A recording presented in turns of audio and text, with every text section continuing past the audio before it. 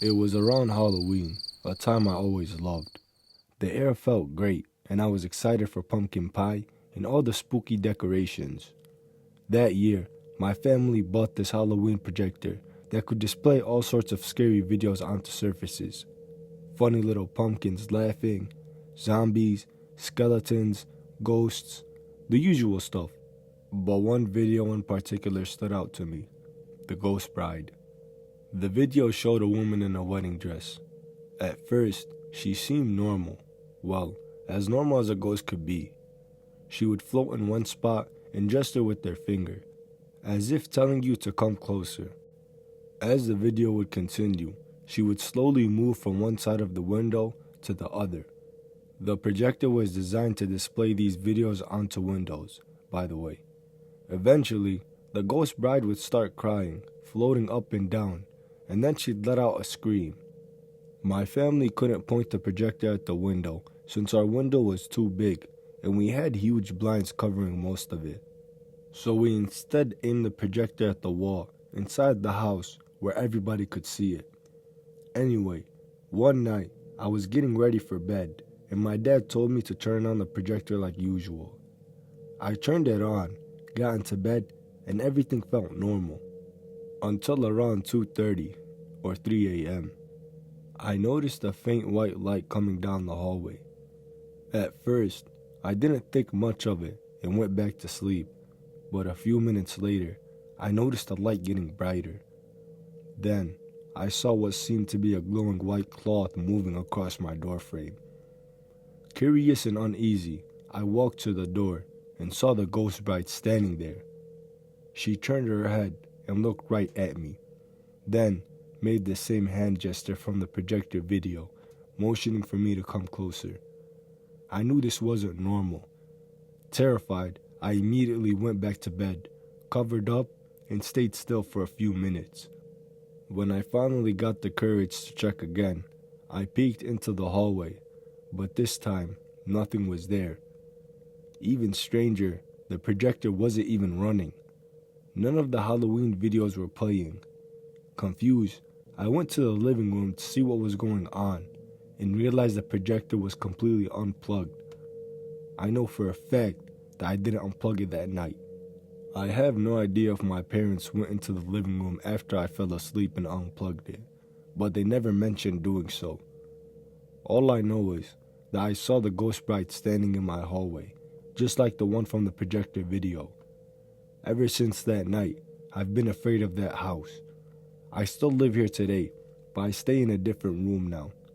So far, I've had about 3 different ghost experiences in this house, and I wonder sometimes if I should try using an Ouija board. Though my parents are very religious, and I still have some faith in God.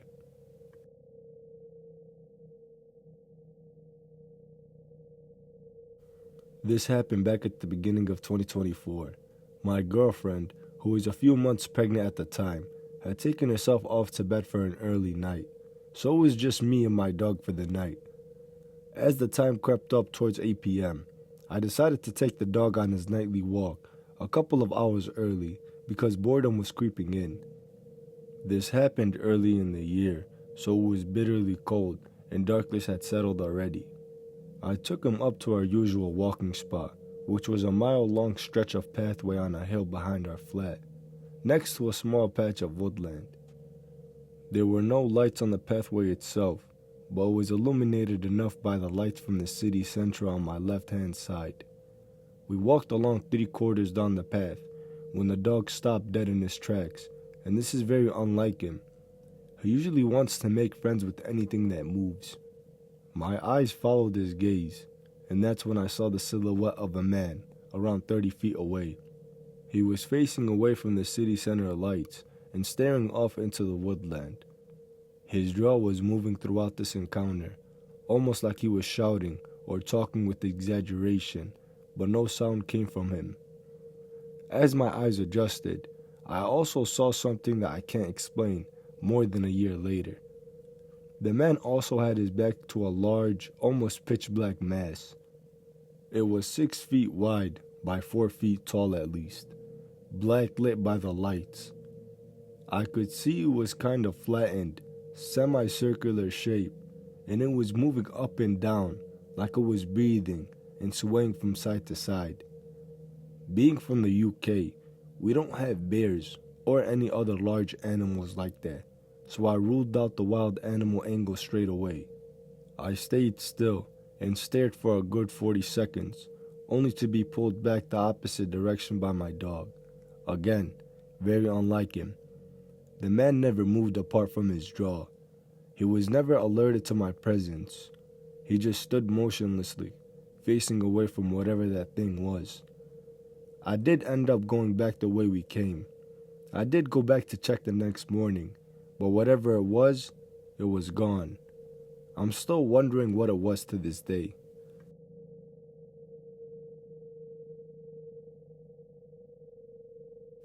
This started when I was in kindergarten. The neighbors who terrorized us lived one house over, and it's important to know that their teenage son Jay was a mess up. He was caught on camera watching our next door neighbor, Mrs. M, showering, and he was masturbating. My parents were friends with one of our neighbors, so she told my mom. Then, my dad's expensive racing bike got stolen out of our detached garage. My dad saw Jay riding his bike around the neighborhood, so he thought he should just confront his parents and demand the bike back.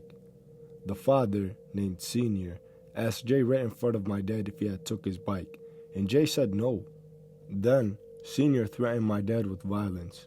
He then called the police, but nothing happened. Not too long after, Senior showed up outside our house, yelling that him and his friends were going to beat my dad up, just because he saw Jay on my dad's bike, riding back and forth in front of our house.